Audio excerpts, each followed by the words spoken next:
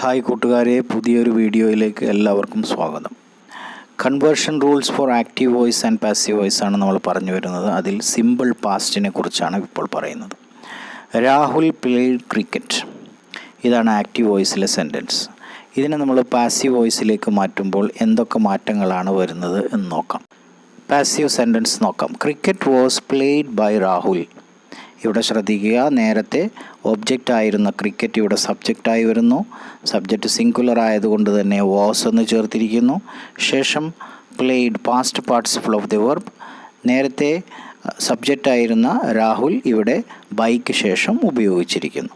Cricket was played by Rahul. അടുത്തതായി past continuous അഥവാ past progressive. അതിലെ സെൻറ്റൻസ് നോക്കാം. ആക്റ്റീവ് വോയിസിലെ sentence Rahul was playing cricket. Rahul was playing cricket. Passive വോയിസിലുള്ള സെൻറ്റൻസ് നോക്കാം. Cricket was being played by Rahul. നേരത്തെ ഒബ്ജക്റ്റ് ആയിരുന്ന ക്രിക്കറ്റ് ഇവിടെ സബ്ജക്റ്റ് ആകുന്നു. ശേഷം was being, then past participle of the verb played, then Rahul by Rahul. ഇനി പാസ്റ്റ് പെർഫെക്റ്റിലെ ഒരു സെൻറ്റൻസ് നോക്കാം. Rahul had played cricket.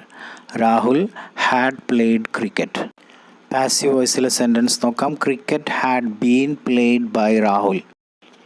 പഴയതുപോലെ തന്നെ ക്രിക്കറ്റ് ഇവിടെ സബ്ജക്റ്റായി വന്നു. ശേഷം ഹാഡ് ബീൻ ചേർത്തു. ശേഷം past participle of the verb. ശേഷം ബൈ, ദെൻ രാഹുൽ. ഇനി പാസ്റ്റ് പെർഫെക്റ്റ് കണ്ടിന്യൂസ് ടെൻസിലെ സെൻറ്റൻസ് നോക്കാം. Rahul had been playing cricket. Rahul had been playing cricket.